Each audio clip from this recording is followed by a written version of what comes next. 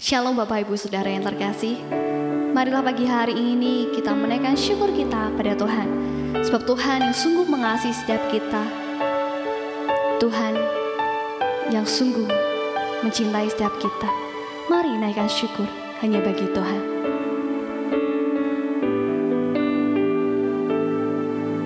Engkau Bapa yang mengasihiku, tak kau pandang bentuk dan rupaku.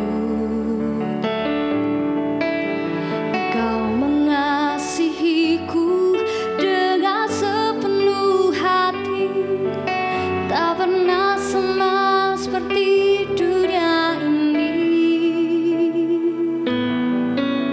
Engkau Bapa yang mengajariku melewati badai langit biru. Engkau buatku terbang bagaikan raja wali, mengatasi segala pencobaan.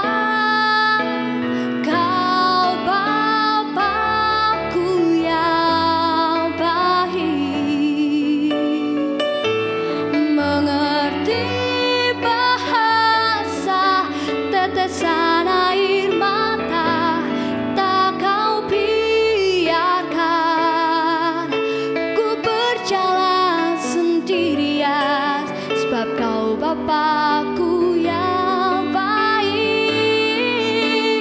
Kau Bapakku yang baik, mengerti bahasa tetesan air mata, tak kau biarkan ku berjalan sendirian, sebab kau Bapakku yang baik. Kau sungguh baik. Lebih lagi saudara, dengan segenap hati nyatakan pujian ini bagi Tuhan. Engkau Bapa yang mengasihiku, tak kau pandang bentuk dan rupaku. Engkau mengasihiku dengan segenap hati, tak pernah sama seperti dunia ini. Engkau Bapa yang mengajariku melewati badai langit biru. Kau buatku terbang bagaikan raja wali, mengatasi segala pencobaan.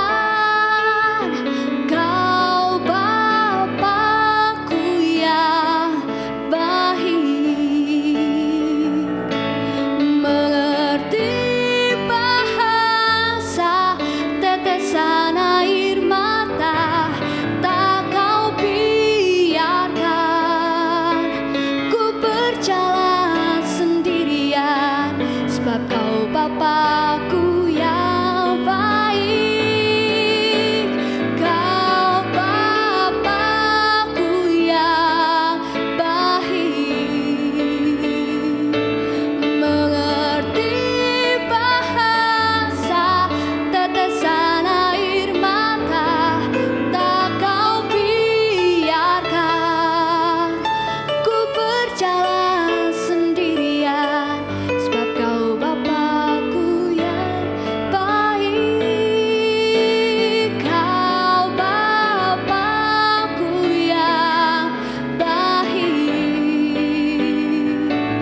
mengerti bahasa tetesan air mata, tak kau biarkan ku berjalan sendirian, sebab kau Bapakku yang baik. Kau Bapakku yang baik.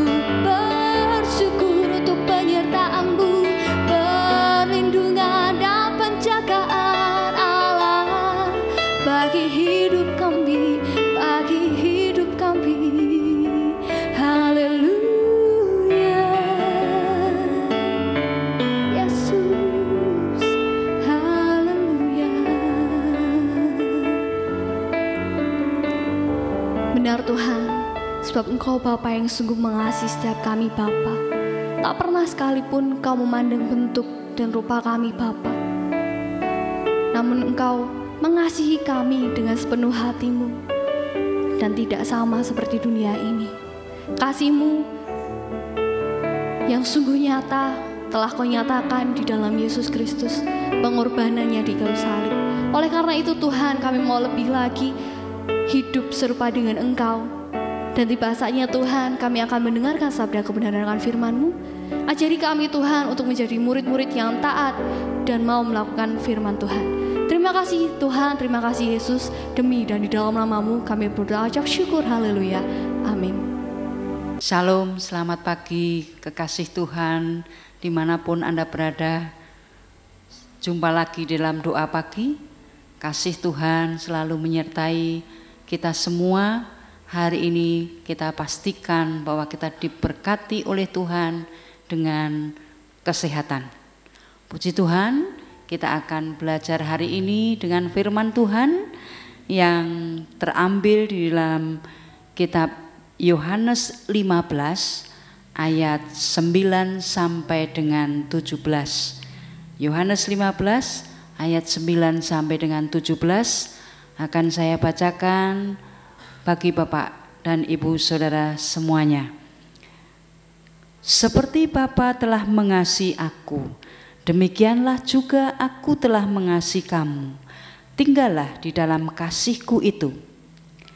Jikalau kamu menuruti perintah-Ku, kamu akan tinggal di dalam kasih-Ku, seperti aku menuruti perintah Bapa-Ku dan tinggal di dalam kasih-Nya. Semua itu Kukatakan kepadamu, supaya sukacita-Ku ada di dalam kamu, dan sukacitamu menjadi penuh. Inilah perintah-Ku, yaitu supaya kamu saling mengasihi, seperti aku telah mengasihi kamu. Tidak ada kasih yang lebih besar daripada kasih seorang yang memberikan nyawanya untuk sahabat-sahabatnya. Kamu adalah sahabatku, jikalau kamu berbuat apa yang Kuperintahkan kepadamu. Aku tidak menyebut kamu lagi hamba, sebab hamba tidak tahu apa yang diperbuat tuannya.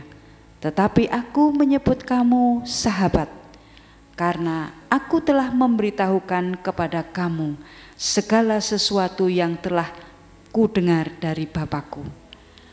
Bukan kamu yang memilih aku, tetapi akulah yang memilih kamu. Dan aku telah menetapkan kamu, supaya kamu pergi dan menghasilkan buah, dan buahmu itu tetap, supaya yang kamu minta kepada Bapa dalam nama-Ku diberikannya kepadamu. Inilah perintah-Ku kepadamu, kasihlah seorang akan yang lain. Bapak, Ibu, dan saudara-saudara yang dikasihi Tuhan, pagi hari ini kita ada sebuah tema di mana kasih karunia menjadikan kita ini dipilih untuk menghasilkan buah. Kita dipilih untuk menghasilkan buah. Banyak orang Kristen yang memiliki pemikiran bahwa ketika kita menjadi umat pilihan Tuhan adalah supaya kita masuk surga. Itu memang tidak sepenuhnya salah, tetapi ada hal yang lebih daripada itu. Tuhan Yesus menyelamatkan kita dari hukuman neraka. Ia memiliki tugas yang sangat penting untuk kita jalankan selama kita ada di dunia ini, yaitu Tuhan menghendaki agar supaya kita hidup menghasilkan buah yang memberi dampak yang positif bagi orang lain. Nah, saling mengasihi memang mudah untuk diucapkan, tetapi tidak mudah di dalam praktek keseharian, di dalam kehidupan kita sehari-hari. Oleh sebab itu, Tuhan Yesus meminta untuk kita saling mengasihi karena Dia sudah lebih dulu mengasihi kita. Dia memberikan nyawanya bagi kita, bahkan Dia juga sudah mengangkat kita menjadi sahabat-sahabatnya. Oleh sebab itu, Tuhan Yesus mendidik dan mengajarkan kita supaya kita saling mengasihi, supaya kita mengasihi Dia. Hendaklah kita melakukan segala perintahnya, supaya kita bisa tinggal di dalam Dia dan Dia tinggal di dalam kita. Dan hendaknya kita hidup saling mengasihi seorang demi orang lain.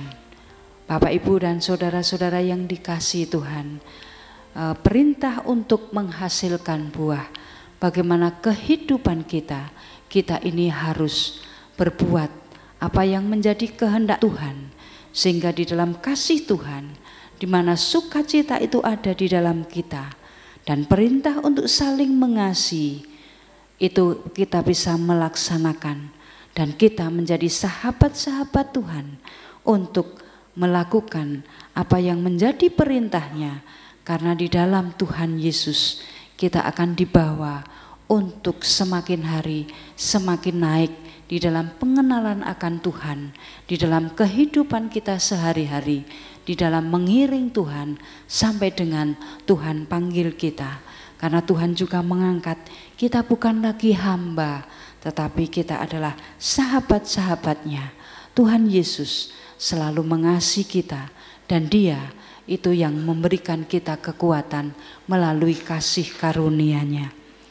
Bapak, Ibu, dan saudara-saudara yang dikasihi Tuhan, kembali menjadi ayat nats pada hari ini, pada pagi hari ini, kita ambil dari Yohanes 15 ayat yang ke-16, yang demikian firman Tuhan, bukan kamu yang memilih aku, tetapi akulah yang memilih kamu, dan aku telah menetapkan kamu supaya kamu pergi dan menghasilkan buah, dan buahmu itu tetap, supaya apa yang kamu minta kepada Bapa dalam namaku diberikannya kepadamu.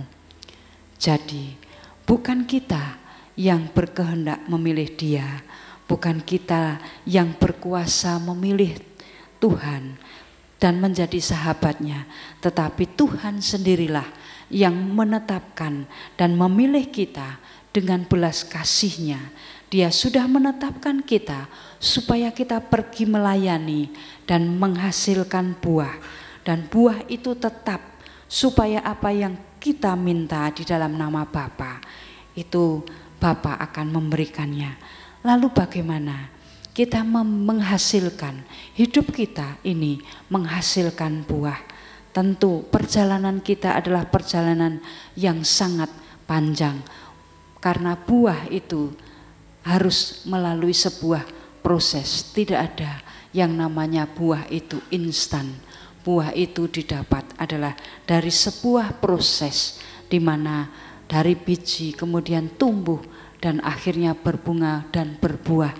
Dan buah itu, buah yang manis, akan dirasakan oleh banyak orang, memiliki manfaat dan membuat orang semakin tertarik akan buah itu.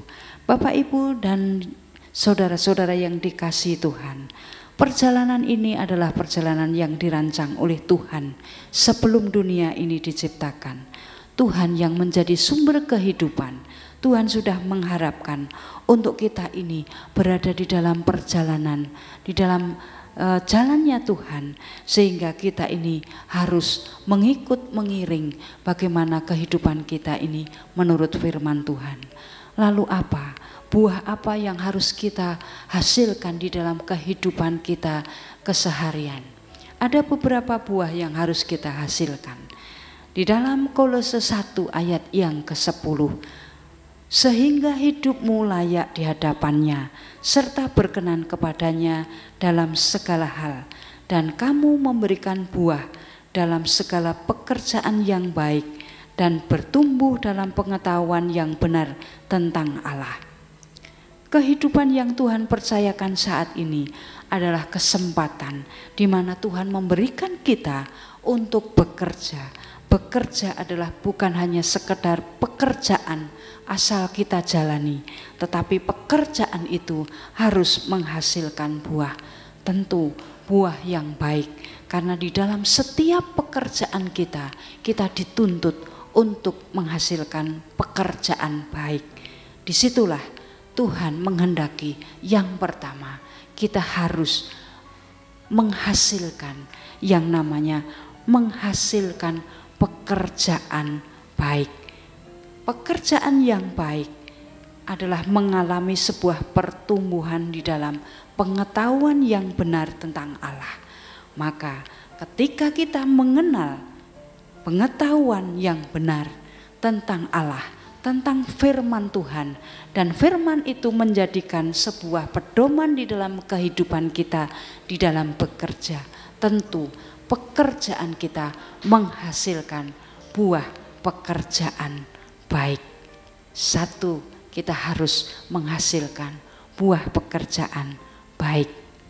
Buah yang berikutnya yang harus kita hasilkan yaitu di dalam Yohanes 4 ayat 36. Sekarang juga penuai telah menerima upahnya dan ia mengumpulkan buah untuk hidup yang kekal, sehingga penabur dan penuai sama-sama bersukacita. Yang kedua yang harus kita hasilkan adalah buah kehidupan kekal.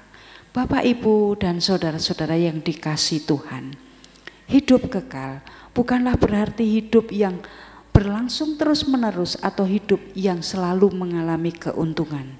Hidup kekal itu berarti kehidupan yang mengalami kehidupan Allah itu sendiri.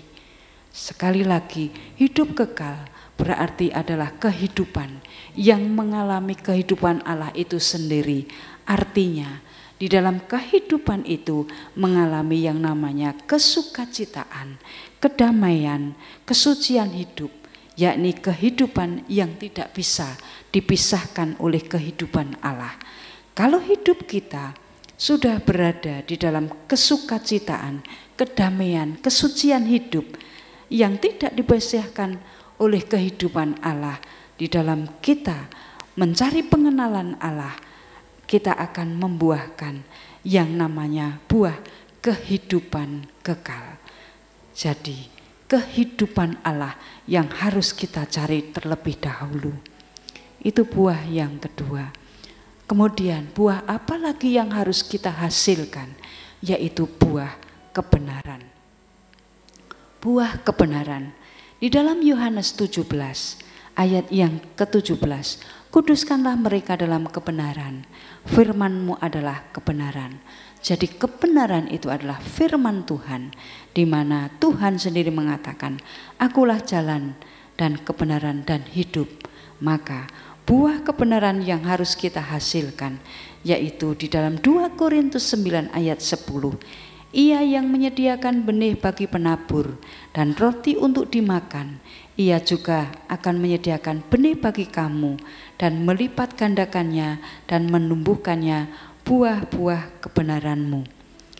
Kebenaran adalah firman Tuhan sendiri, maka kita harus melakukan bagaimana, yaitu yang pertama menjadi penabur. Orang yang menabur sedikit akan menuai sedikit. Mari kita menjadi seorang penabur, penabur di dalam penabur kehidupan, menabur pekerjaan, menabur hal-hal yang baik, menabur sukacita, menabur kebenaran Allah, sehingga di dalam kesukaan menabur dan suka memberkati orang, ini adalah menjadi kesukaan menabur. Juga yang berikutnya adalah kita suka membagi-bagikan kepada orang lain, membagi sukacita, membagi kebenaran yang ada di dalam firman Tuhan. Itu kita menjadikan hidup kita adalah menghasilkan buah kebenaran. Apapun yang kita kerjakan, yang kita bagikan, kita berikan orang lain atas dasar firman Tuhan. Kalau kita lakukan di dalam kehidupan kita sehari-hari, berarti kita sudah membuahkan, yaitu yang namanya buah kebenaran.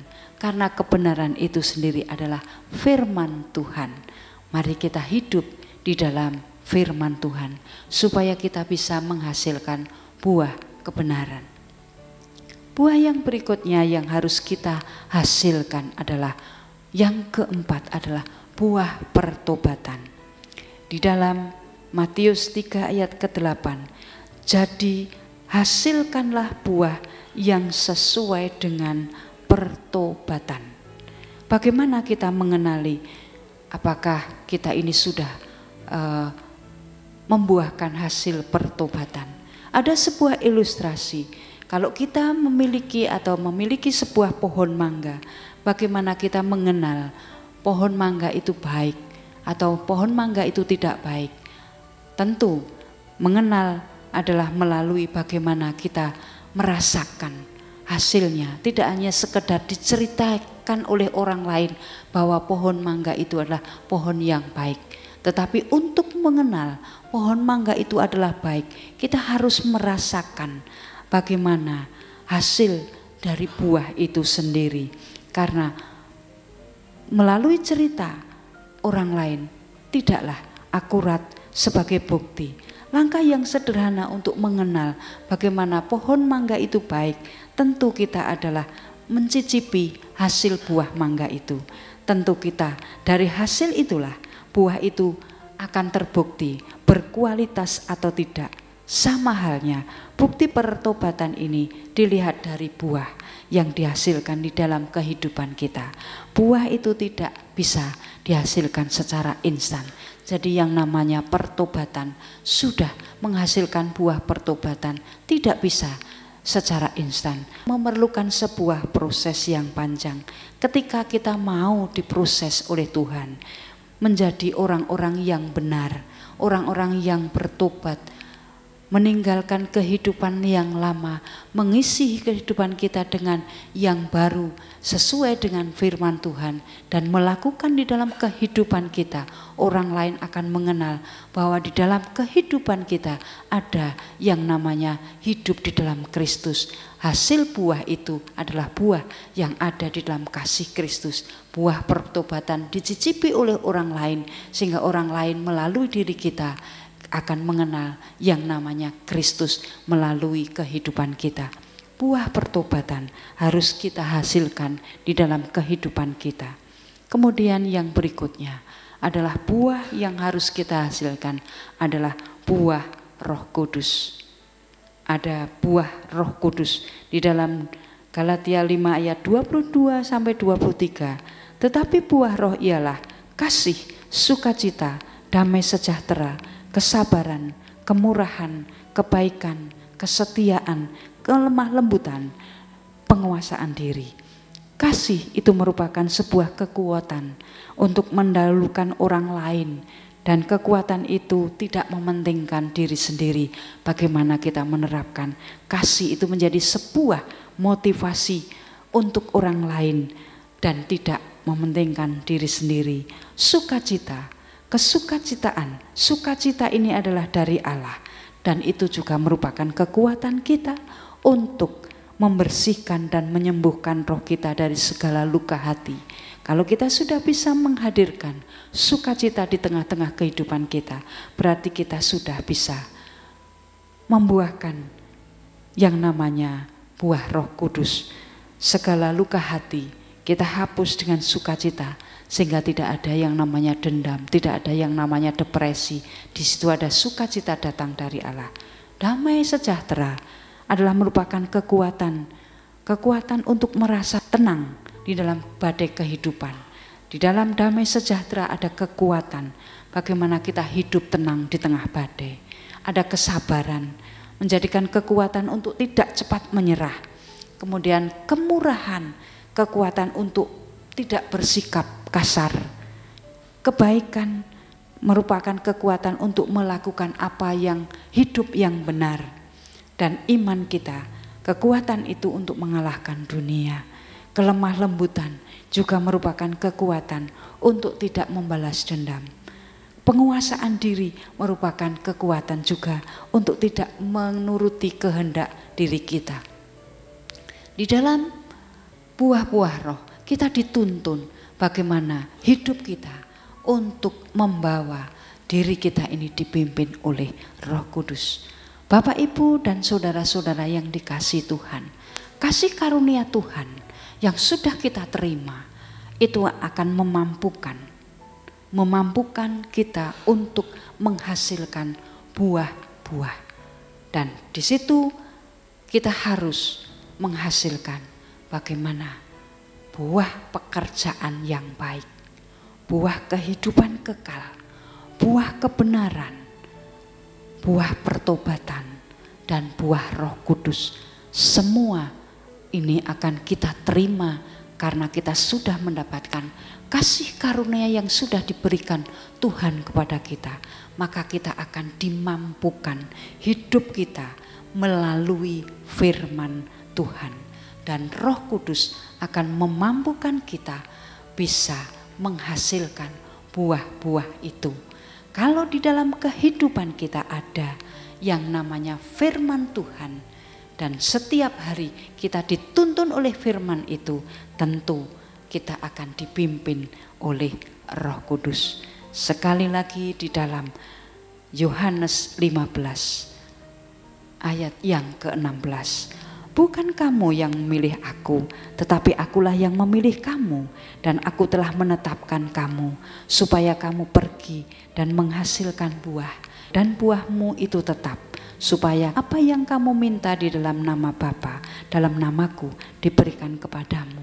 Bapak Ibu, inilah mari kita menghasilkan buah melalui kasih karunia Tuhan.